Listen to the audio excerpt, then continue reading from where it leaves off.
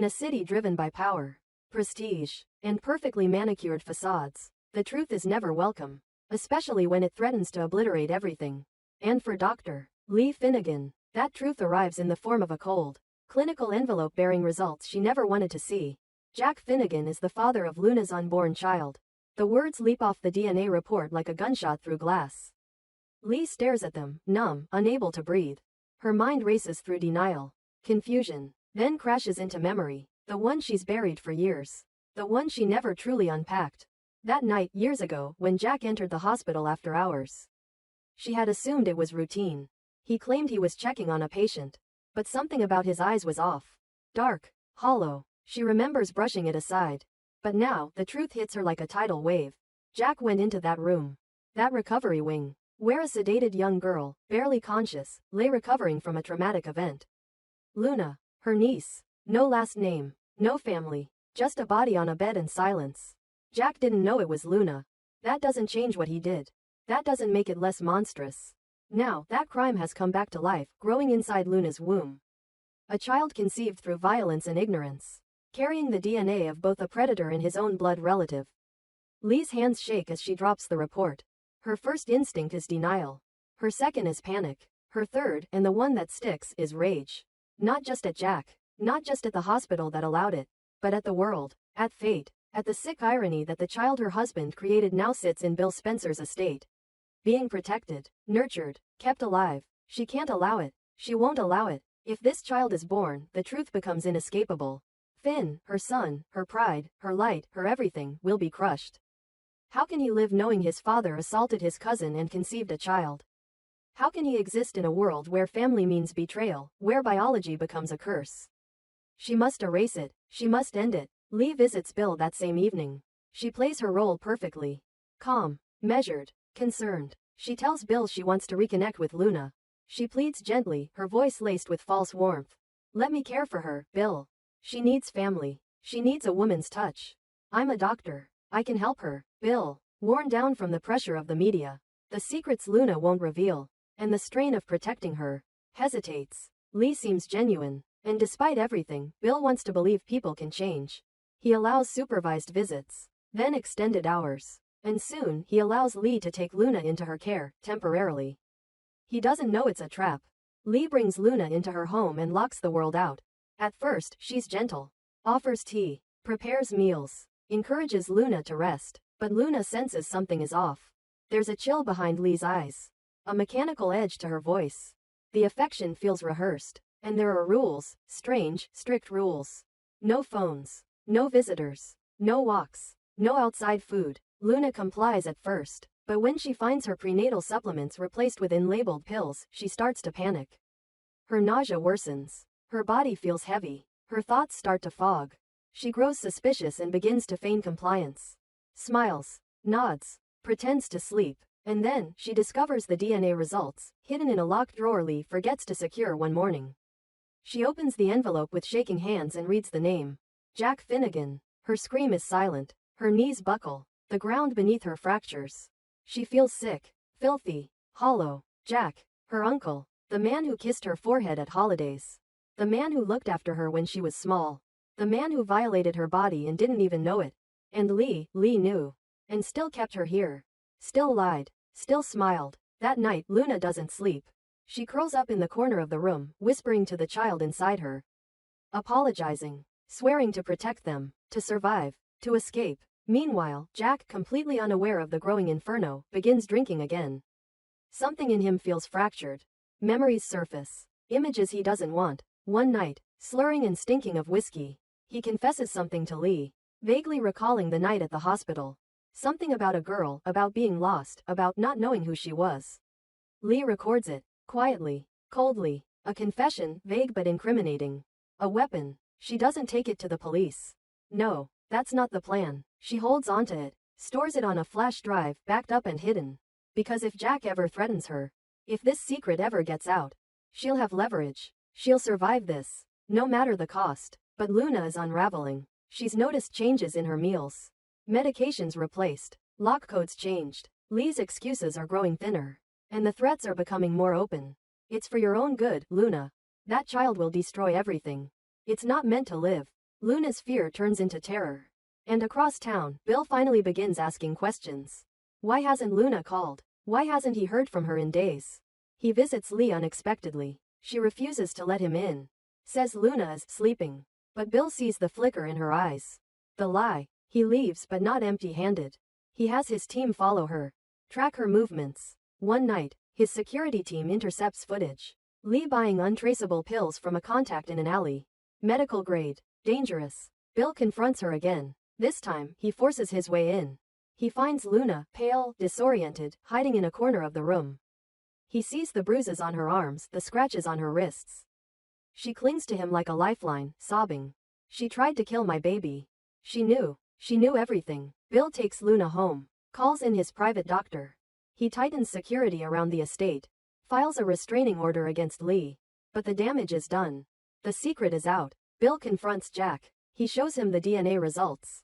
Jack is speechless. Pale. Nearly collapses. I didn't know. My God, I didn't know it was her, but ignorance is no defense. Finn is the last to learn the truth. It happens not from Jack or Lee, but from Luna herself. She tells him everything, calmly, crying, her voice barely above a whisper. And as she finishes, Finn shatters. His hands tremble. His eyes glaze over. His world caves in. His father, his cousin, the child, nothing will ever be the same again. He walks out. No words. No goodbyes. And Lee? She disappears. Vanishes from the public eye. No press statements. No apologies. Just silence. But somewhere, locked away in a hidden safe, is a flash drive with Jack's confession. And Lee's voice, echoing in her mind like a curse. That child will never be born. But she was wrong. Because Luna survives. The baby survives. And the truth, now exposed, is finally free. Even in a city built on lies, some stories refuse to stay buried. Bill Spencer had faced his share of corporate betrayals, family implosions, and romantic disasters. But nothing prepared him for the storm he walked into the day Lee Finnegan came to him with her desperate plea. She looked composed, almost maternal, a well-practiced mix of concern and sincerity. She spoke of family, of healing, of Luna's fragile condition and the emotional toll of her unexpected pregnancy. She painted herself as a calm, steady presence who only wanted to protect a troubled girl. Bill, still shouldering the weight of Luna's silence and visibly deteriorating state, agreed. He wanted to believe in Lee's good intentions. He wanted someone else, anyone else, to take over what had become a moral minefield. He gave his trust, and it was the first step toward a decision that would nearly cost Luna her life. At first, everything seemed in order. Lee arranged for Luna to move into a private apartment under the guise of giving her space and professional care away from the media and Forrester drama. Bill arranged security on the outside but respected Lee's request for discretion. Lee kept her visits brief, sent updates that were vague but reassuring, and Bill, too distracted by business and internal conflict, allowed himself to be blind. But Luna's world inside that apartment wasn't one of care. It was isolation, surveillance, control. Lee controlled the food, the medication, even the air Luna breathed. Cameras watched her movements. The door locked from the outside. The apartment itself was sparsely furnished, its warmth artificial, its calmness sterilized. Every attempt Luna made to reach out was intercepted. Every question was dismissed. Lee administered injections under the guise of prenatal care. But the effects were alarming. Fatigue, dizziness, blurred vision. Luna's instincts screamed that something was wrong. And she was right. Lee hadn't brought her there to protect her. She had brought her there to quietly end the pregnancy and make the entire scandal disappear before anyone learned the horrifying truth. Jack Finnegan, Lee's husband and Luna's biological uncle, had unknowingly fathered the child during a night years ago when he entered a hospital recovery room and assaulted a sedated patient. Luna, Lee's plan was chilling in its precision. She wouldn't hurt Luna directly. That wasn't her style. But she would manipulate Luna's treatment, alter her medications, and eventually induce a quiet termination. She would say it was spontaneous. A tragic miscarriage under stress. No one would question a doctor of her stature. No one but Luna, who was quickly losing the strength to fight. But fate, as always in Los Angeles, had other plans. Finn, concerned about the distance between his mother and Bill, and more so about Luna's vanishing act, decided to stop by the apartment unannounced. He claimed it was to check on Luna, but really, it was to get answers. He still didn't know the full story. He was caught between loyalties. His mother, his absent father, and a pregnant girl whose pain was becoming harder to ignore. He knocked. No answer. He waited. Still nothing. He entered using his emergency key, one Lee had given him months ago, long before the lies began. Inside, he found Luna asleep on the couch, pale and sluggish. The atmosphere felt wrong. Cold. Sterile. Like a patient's room, not a safe house. No warmth. No signs of care. And Luna, so withdrawn she barely recognized him. Then, from the hallway, he heard voices. A heated argument. He stepped quietly toward the cracked door that led to the guest room. And what he heard froze him in place. Lee, you don't understand. If this child is born, everything we've built is over. Jack, I didn't know it was her. I swear to God, Lee, I didn't know, Lee, but you did it, Jack. That's what matters. And now she's carrying your child. My niece. Our niece. You think I'm going to let that thing be born and destroy Finn's life? Destroy our name? No. This ends now. Jack, you said you'd handle it quietly. What does that mean, Lee? What are you doing to her? Lee, what I have to do. What you never had the courage to do. Take responsibility. Finn stumbled back, heart hammering, blood draining from his face. He couldn't breathe. He couldn't blink. The words tore through his soul like knives. His own father, had violated Luna. And now the woman he called Mom was trying to erase the evidence. Not out of justice. Not even out of revenge. Out of control. Out of shame. He burst into the room, eyes wild, voice shaking. Finn, what the hell are you talking about? Lee and Jack spun around, stunned.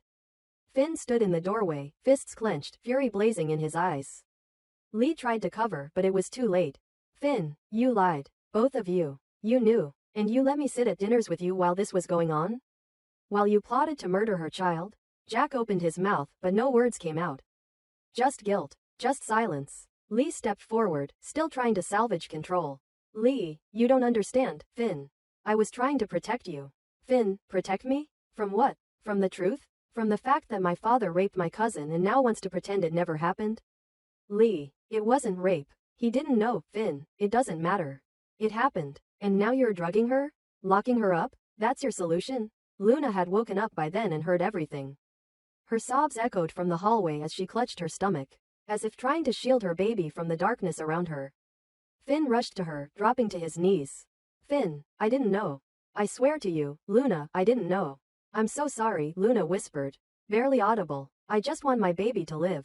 That was the moment something changed in Finn. His doctor's instincts. His humanity. His guilt. It all fused into a single, unwavering mission. Protect Luna. Protect the child. At any cost. He stood up and turned to Lee, tears in his eyes, voice raw. You're not my mother. Not anymore. He took Luna from that apartment and brought her back to Bill. Bill was waiting. He had begun to suspect Lee weeks ago. Her cold eyes. The contradictions in her reports. Her need for control. But he had held back. Luna was hospitalized immediately. Tests revealed dangerously low iron levels. Signs of overmedication. And a clear pattern of psychological manipulation. Bill hired round-the-clock security.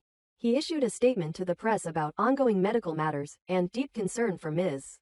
Luna. He did not mention the baby. Not yet. Privately, Bill confronted Lee. Bill, you had one job. One lie to protect. And you turned it into attempted murder. Lee didn't flinch. Lee, if this child is born, it won't just destroy Finn. It'll drag us all down. That scandal will burn your name too, Bill. Think very carefully before you throw your legacy away for a girl you barely know. Bill, don't underestimate how far I'll go to protect what's mine.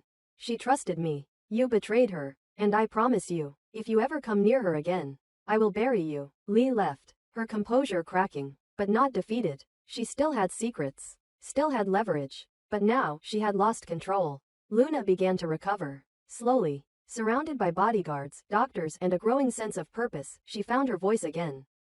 She told Finn everything. About the night at the hospital.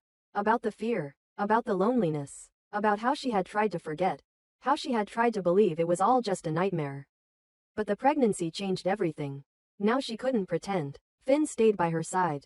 Every day. Every ultrasound. Every panic attack. And Jack? He vanished. No press appearances. No apologies. Just silence. But silence doesn't erase guilt. Not in this city. Not when a baby is coming and the world is watching.